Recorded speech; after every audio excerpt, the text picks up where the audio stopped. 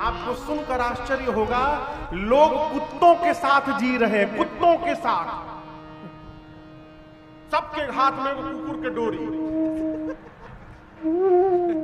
आप विश्वास नहीं करिएगा, झबरहवा कुकुर, बड़का कुकुर, छोटका कुकुर, पतरका कुकुर, जे जैसन बा अपना लायक के कुकुर रख ले बा। मैं सत्य बोल रहा हूं। घर में साथ में कोई नहीं है, कुत्ता साथ में जी रहा है। कुत्ते के साथ जीना रहता तो भगवान मनुष्य क्यों बनाते हो?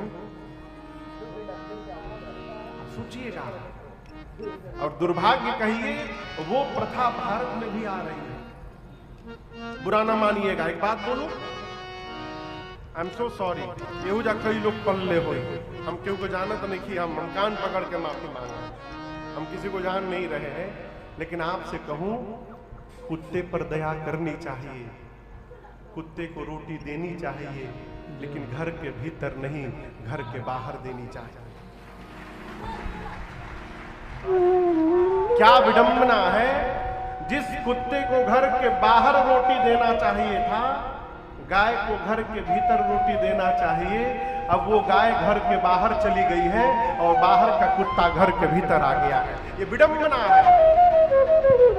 और बुरा ना मानिएगा, गौ मैया का जितना अधिक दुर्गति इस छत्तीसगढ़ में और मध्य प्रदेश में है, उतनी दुर्गति भारत के किसी प्रदेश में नहीं है। I am so sorry.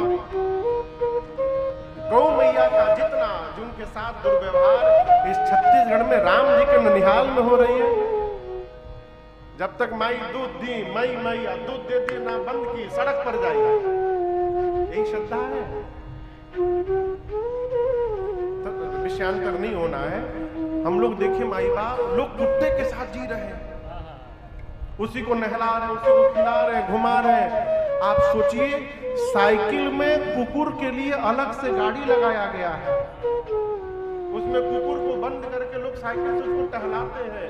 अपनी माई बाप से केवल साल में एक दिन मिलते हैं, मदर्स डे को, फादर्स डे को। कुत्ते से रोज मिलना है। क्यों जानते हैं? कुत्ता कुछ बोलता नहीं है, कुत्ता कुछ डिमांड नहीं करता। आप जैसे बोलिए बैठो, बैठ जाएगा। हमको गुलाम संबंध चाहिए, हम जैसे नचाए वैसा नाचिए। इससे अच्छा मनुष्य की जगह कुत्ते बन गए होते। बुरा ना मानिएगा, महापुरुष कहते हैं, जिस घर के भीतर कुत्ता रहता है, उस घर का कोई भी पूजा देवता और पितृ स्वीकार नहीं करते। बुरा ना मानिएगा, मैं माफी चाहता हूं। कुत्ता वफादार जीव है, उसकी सेवा करिए, घर के बाहर रखकर करिए, घर के भीतर ना टहलाइए।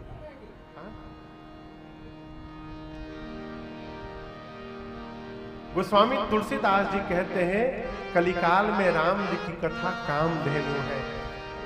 राम कथा कलिकामद गाए, सुजन सजीवनी मोरे सुहाए। कलयुग जैसा दूसरा कोई युग नहीं है।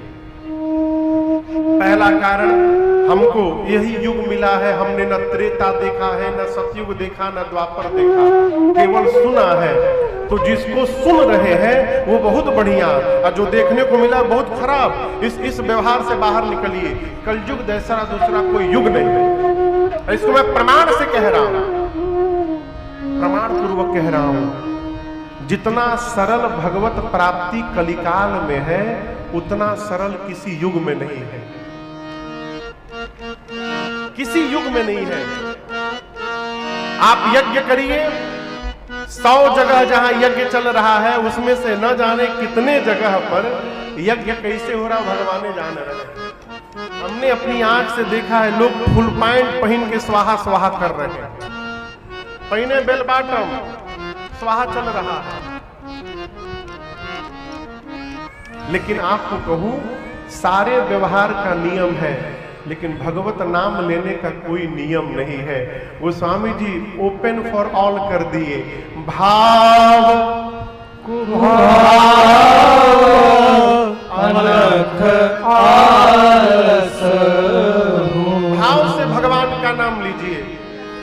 हरे रामा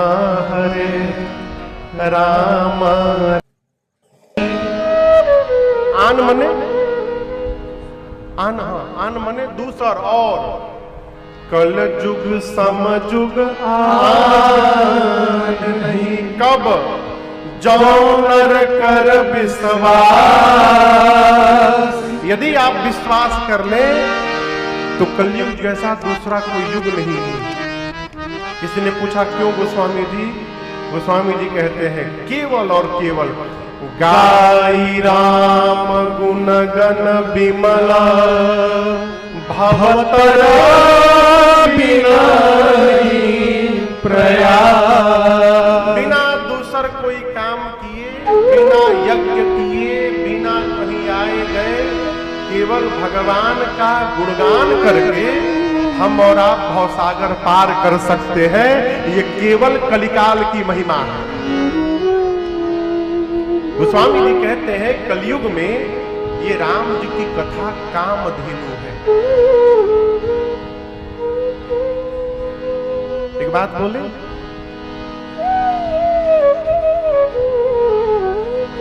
विरोध जितना शीघ्र हो सके समाप्त कर लीजिए।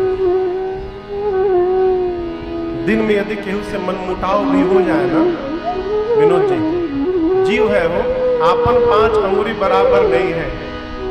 घर में, परिवार में, अपनों में, समाज में यदि दिन में किसी से बहस हो जाए तो उसको बहुत लंबा न खींचिए। देखिए महापुरुष कहते हैं झुकता वही है जिसमें जान होती है, अकड़ तो सिर्फ मुर्दे की पहचान होती है। मुर्दा अकड़ा रहता है। यदि दिन में किसी से अनबन हो जाए तो प्रयास करिए रात को सोने से पहले अनबन समाप्त कर लें।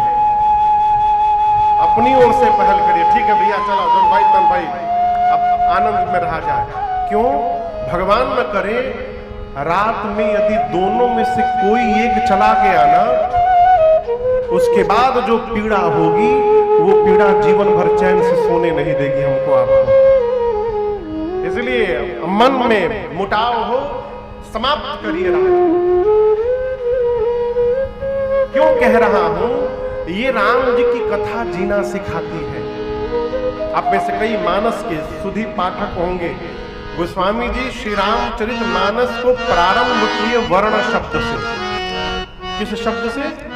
वर्ण। बालकांड का पहला श्लोक है वर्णानाम अर्थ संघानाम रसानाम छंदसामपि मंगलानाम चक्रतारो वंदे वाणी विनायको। प्रारंभ किए वर्ण शब्द पर और मानस की पूर्ण आहुति गोस्वामी जी मानव शब्द पे करते हैं। ते संसार पतंग घोर किरणय दहयन्ति नो मानवा। एक महापुरुष को मैं सुन रहा था, कह रहे थे कि गोस्वामी जी वर्ण पे प्रारंभ किए, मानव पर पूर्ण किए। इसका अर्थ समझते हो? गोस्वामी जी कह रहे हैं केवल मानव का शरीर प्राप्त होने से हम मानव नहीं हैं। अच्छा आप बताओ, आप में से भोजन कौन कौन करता है? गलत पूछ दिए का? हम तो भाई करते हैं, सभी लोग करते हैं। ये भोजन पशु भी करता है। अभी हम लोग कहाँ ये बात आई थी? वो अभी ब्रसेल्स में ना, ब्रसेल्स में। अभी हम लोग बेल्जियम में थे, यूरोप में। वहां की राजधानी ब्रसेल्स, वहां कथा चल रही थी।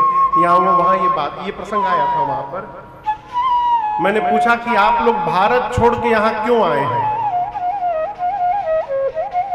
25 साल, 40 साल, 50 साल पहले भारत जैसी भूमि छोड़ करके यहां बेल्जियम में क्यों आकर के बैठ गए हैं? सब लोग एक स्वर में बोले महाराज पेट के लिए। भगवान यदि केवल पेट ना बनाए होते तो मनुष्य कोई काम नहीं करता। हम कथा बांच रहे हैं, पेट के केंद्र में है। ये बांसुरी फूंक रहे हैं पेट के लिए। ये तबला पेट के लिए नहीं। कथा के बाद सीताराम नाम मिली चल ली। व्यवहारिक सत्य पर आइए। हम चाहे आप कोई भी काम कर रहे हैं केवल पेट के लिए। भगवान यदि पेट न दिए होते तो मनुष्य से बड़का अलाय दूसरा कोई जीव न होता। पेट के लिए भाग रहे हैं।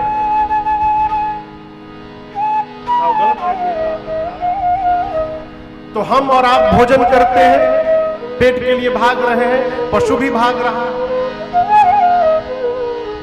रात में सोते हैं ना, हम कल रात में केवल 1.5 घंटे सोए हैं। क्यों? सुबह 3 बजे निकलना था, तो उसके चक्कर में नींदें नहीं आई कि कहीं सुतले ना रह जाएंगे।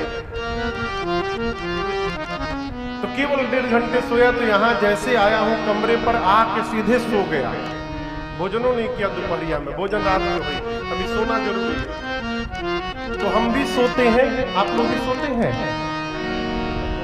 कथा में ना घर में सोते हैं रात को, आप भी सोते हैं, पशु भी सोता है। आपको डर लगता है, हमको भी लगता है, पशु को भी डर लगता है। हम और आप भी संसार का सुख लेते हैं, पशु भी सांसारिक सुख में गति करता है। कभी सोचिएगा, जितना काम हम करते हैं उतना ही काम वो पशु भी करता है, तो उसमें और हमारे में अंतर क्या है? हम बोल ले रहे हैं, यही अंतर है क्या? नहीं, हमारे में और उसमें केवल एक अंतर है कि हम धर्माचरण कर सकते हैं और वो पशु धर्माचरण नहीं कर सकता है। ये जो धर्म तत्व है, यही हमको पशु से मनुष्य बना के रखा हुआ है। और जिस मनुष्य के जीवन से धर्म बाहर निकल गया, उसका शरीर भले मनुष्य का है, लेकिन वो पशु से भी गया गुजरा है। ते मर्त्यलोके भूरिभार भूता मनुष्य रूपेण मृगाश्चरन्ति। वो इस धरती पर भार है। श्लोक कहता है, मनुष्य के रूप में पशुवत जी रहा है। तो ये जो धर्म आचरण है, ये हमको मनुष्य बना के रखता है। गोस्वामी जी वर्ण शब्द पे प्रारंभ किए, करते हैं वर्ण कोई भी हो, ब्राह्मण हो, क्षत्रिय हो, वैश्य हो, शूद्र हो, कोई भी वर्ण का जीव हो, जब तक वो पूरा राम चरित्र पढ़ करके समझ करके उसको अपने जीवन में नहीं उतारेगा, वो मानव कहलाने का अधिकारी नहीं है। इसलिए गोस्वामी जी वर्ण से प्रारंभ करके मानव पर पूर्ण किए। ये राम जी की कथा मनुष्य बनाने का निर्माण करती है। और हम मनुष्य कैसे कहलाएंगे?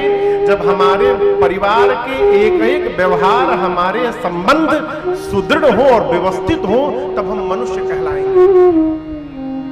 एक पिता को कैसा होना चाहिए, ये मानस में बताया गया है। एक भाई को कैसा होना चाहिए, मानस में लिखा है। परिवार के जीवन के जितने संबंध हैं, उन संबंध का यदि श्रेष्ठतम स्वरूप का दर्शन करना है, तो श्री रामचरितमानस को पढ़िए और उससे मैच कराइए कि हमारा स्वरूप इस स्वरूप से मिल रहा है कि नहीं। यदि मिल रहा है तब तो ठीक है, यदि नहीं मिल रहा है, इसका मतलब हम बीमार हैं। और उस बीमारी को ठीक करने के लिए गोस्वामी जी कहते हैं, सुजना सजीवनी मोरी सुहाई। अरे सुजना सजीवनी। गोस्वामी जी कहते हैं, सज्जनों के लिए राम जी की कथा संजीवनी बूटी है। कौन सी बूटी भैया? संजीवनी बूटी है। ये गोस्वामी जी ने महिमा गाई। दूसरे घाट पर याज्ञवल्क्य ऋषि महिमा सुनाते हैं। अभी पितृपक्ष के बाद देखिए कितना अद्भुत संयोग मिला ये पितृपक्ष का। ये 15 दिन पितरों के लिए है और कहा गया है कि इस 15 दिन में मनुष्य जो भी सत्कर्म करता है, वो सारे सत्कर्म का पुण्य फल उनके पितरों को प्राप्त हो जाता है, हमको आपको नहीं मिलता। और याद रखिएगा, घर में एसी लगा के सुख नहीं मिल सकता। कई लोग एसी लगाने के बाद भी टिकिया खा के सोते हैं। हमको अभी एक लोग मिले बाहर में, एक नई बीमारी सुनने को मिली हमको। बोले महाराज हमको रात को नींद नहीं आती। पूरी दुनिया में डॉक्टर को दिखा चुका हूँ, घूम घूम के सब जगह गया, टेबलेट खा खा के सो रहा हूँ, नींद ही नहीं आता। टेस्ट करने पर कोई बीमारी नहीं आती, सब ठीक है, नींद नहीं आती। कई लोग एसी में रहने के बाद भी टिकिया खा के सोते हैं। कई लोग सड़क पर भी पेपर बिछा के सोते हैं ना, लेकिन बादशाह की तरह सोते हैं, सोते नींद आ जाती है। तो इस बात को समझिएगा, साधन जमा करके हम सुखी नहीं हो सकते।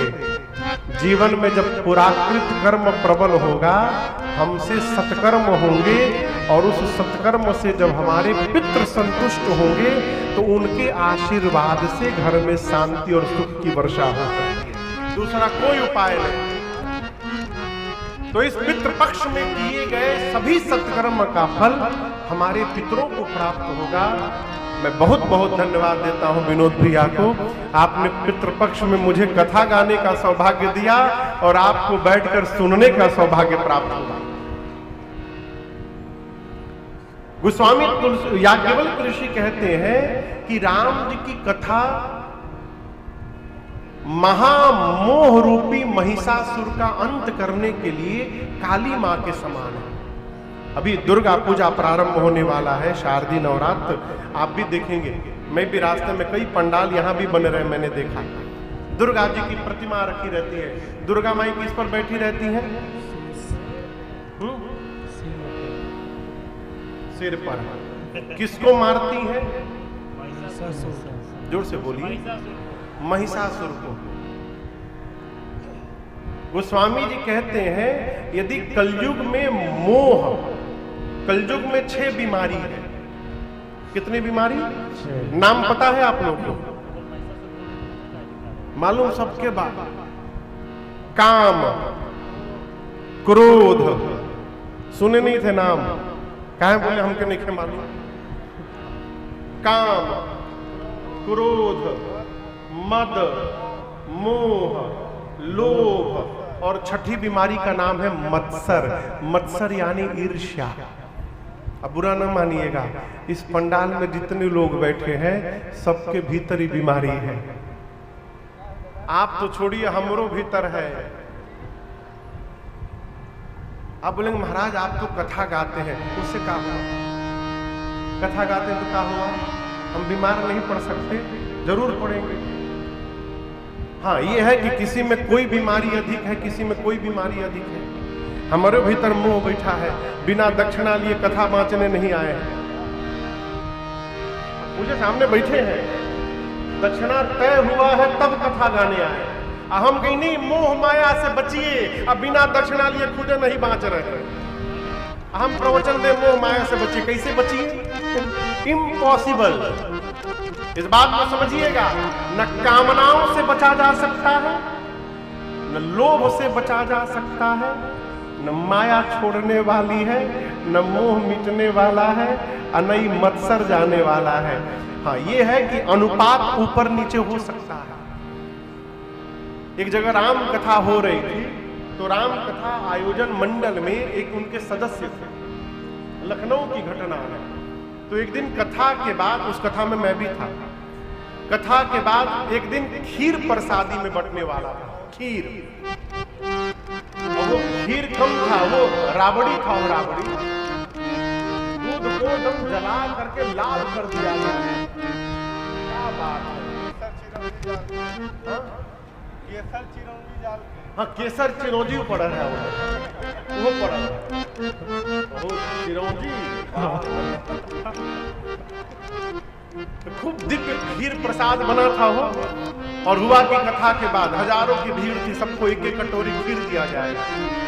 एक आयोजन समिति के एक बुद्धिमान व्यक्ति एक बाल्टी खीर मंच के नीचे छिपा के रखे थे कि जब सब फट जाए, सब चल जाए, तो बाल्टी हम अपने घरे लेके जाएंगे।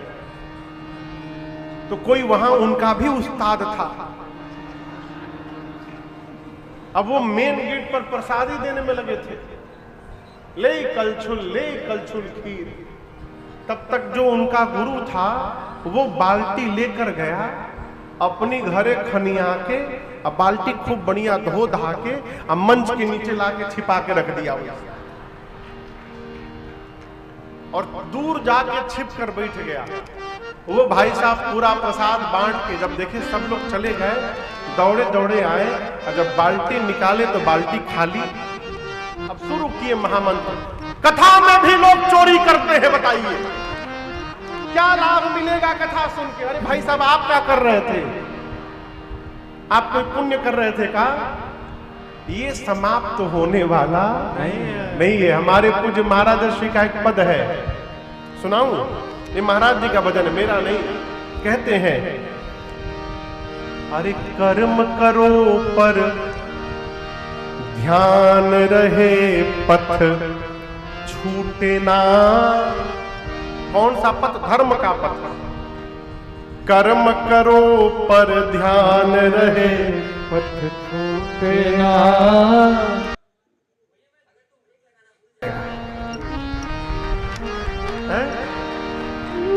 मोह सबसे खतरनाक बीमारी है। हम एक दिन अपने महाराज से पूछे, सरकार ये मोह क्या है? ये मोह है क्या? सुने तो आप लोग भी हैं, लेकिन पता है का कौन सी बला है? क्रोध समझ में आ रहा है, क्यों गुस्सा आ रहा है, क्रोध है। लोभ समझ में आ रहा है, और ही मिल जाओ, और ही मिल जाओ।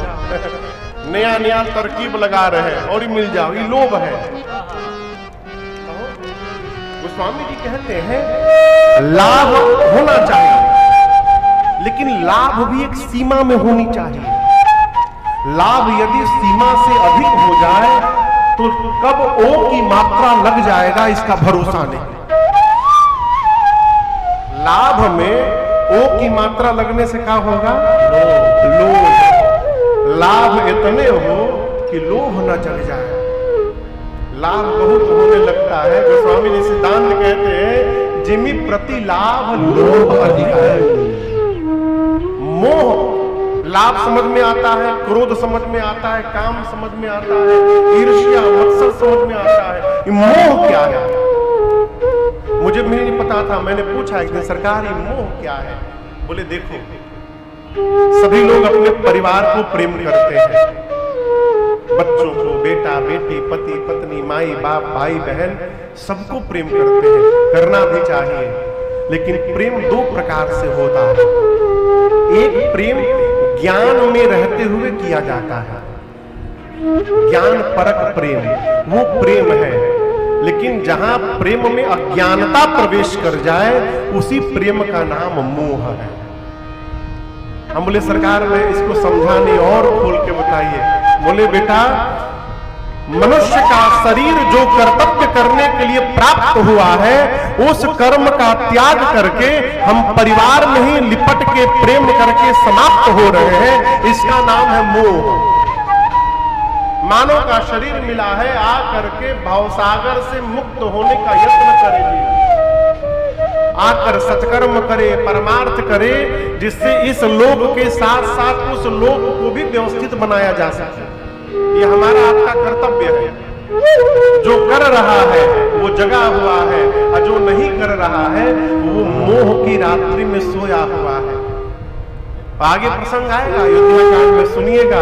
यही मोह हमको रुलाने वाला है और यही हमको हंसाने वाला है। गोस्वामी जी कहते हैं, याज्ञवल्क्य ऋषि कहते हैं,